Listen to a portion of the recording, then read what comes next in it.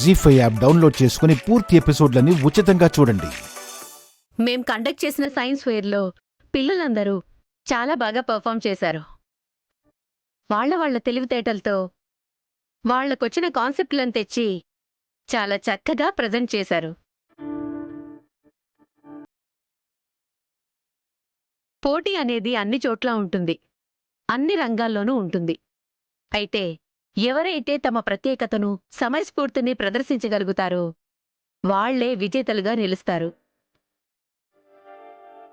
పర్యావరణం పచ్చదనం అంటూ పూజ చేసిన కాన్సెప్ట్ నాకెంతగానో నచ్చింది.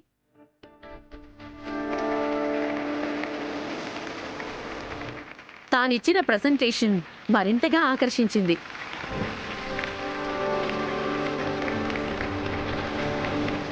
అన్ని దారులు మూసుకుపోయిన తర్వాత కూడా ఎవరైతే అధైర్యపడకుండా ముందడుగు వేస్తారో వాళ్లనే విజయం ఖచ్చితంగా వరించి తీరుతుంది అనడానికి నిదర్శనం మన తేజ.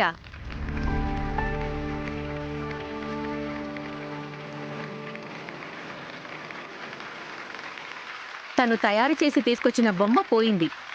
సైన్స్ ఫెయిర్కి టైం అవుతోంది. అంత టెన్షన్లో కూడా అప్పటికప్పుడు కాన్సెప్ట్ను మార్చుకుని రేడియేషన్ గురించి, మనం వాడుతున్న సెల్ ఫోన్స్ వల్ల మానవాళికి జరుగుతున్న నష్టం గురించి చాలా చక్కగా వివరించిన తేజాని నేను ప్రత్యేకంగా అభినందిస్తున్నాను. ఈ సైన్స్ ఫెయిర్లో మొదటి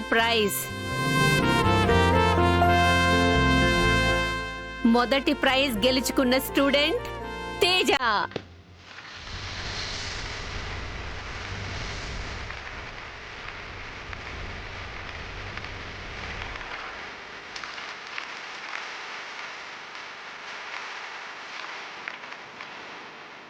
సెకండ్ ప్రైజ్ గెలుచుకున్న స్టూడెంట్ పూజ.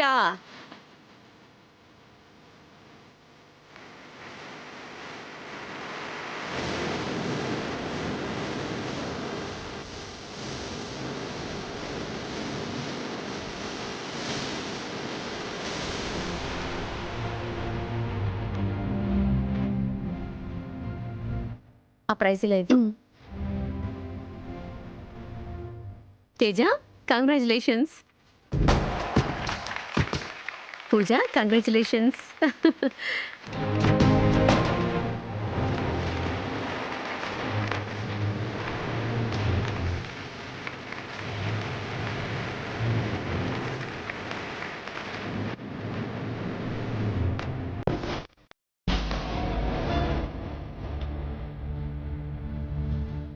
ఏంటమ్మా భోజనం చేయకుండా ఆ ప్రైజ్ని చూస్తున్నావేంటి? నా మనవరాలు సైన్స్ స్క్వేర్లో సెకండ్ ప్రైజ్ సంపాదించింది కదా, మా ఆనందంలో ఉందిరా కదా తల్లి. అంతమంది పిల్లల్లో సెకండ్ రావటం అంటే మామూలు విషయం కాదు కదే. అవునవును, ఏమైనా పూజ గ్రేట్. అసలు ఫస్ట్ రావాల్సింది మావయ్య కారణంగానే సెకండ్ వచ్చింది. నేనేం చేశాను?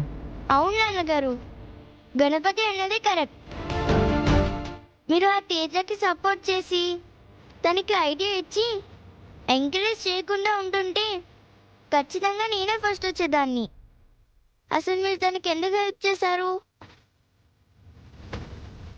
మీ నాన్నకి అది అలవాటు కదమ్మా. ఊరుకోండమ్మా, అసలు అది ఫీల్ అవుతుంటే మధ్యలో మీరొకరు. అలా చెప్పండి. వీళ్ళకి ఎప్పుడు ఏం మాట్లాడాలో తెలీదు, అసలు ఎందుకు అలా మాట్లాడతారో కూడా తెలీదు.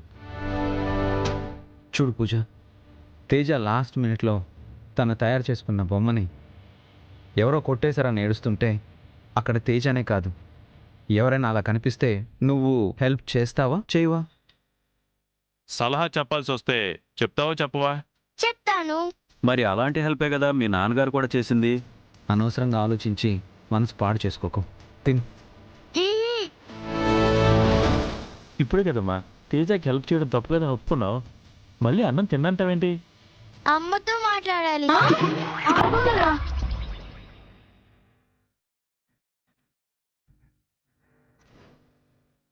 ఇప్పుడా? అవును, ఇప్పుడే. ఏమ్మా? సైన్స్ ఫెయిర్లో నాకు సెకండ్ ప్రైజ్ వచ్చిందని అమ్మకి చెప్పాలి. ఫోన్ చేయండి. ఒరే పులి, పూజ వాళ్ళ అమ్మతో మాట్లాడాలంట, తినించాలి కానీ బయటికెళ్ళు.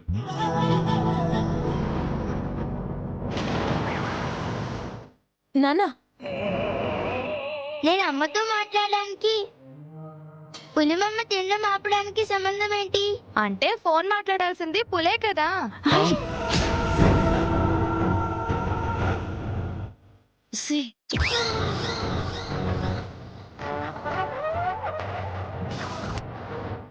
పులిమమ్మ మాట్లాడడం ఏంటి?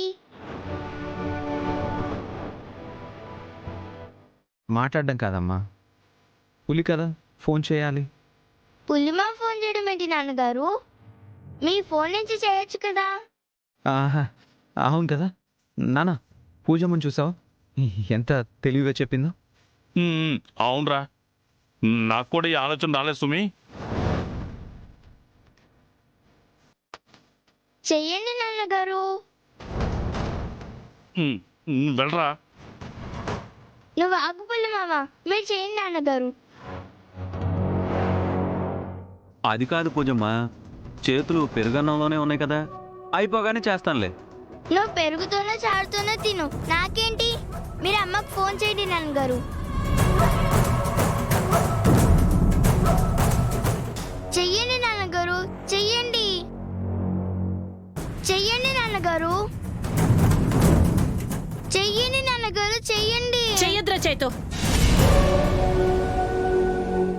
ఎందుకత్తయ్యా? ఈరోజు మీ అమ్మ మౌనవ్రతంలో ఉంటుందమ్మా. అవునా?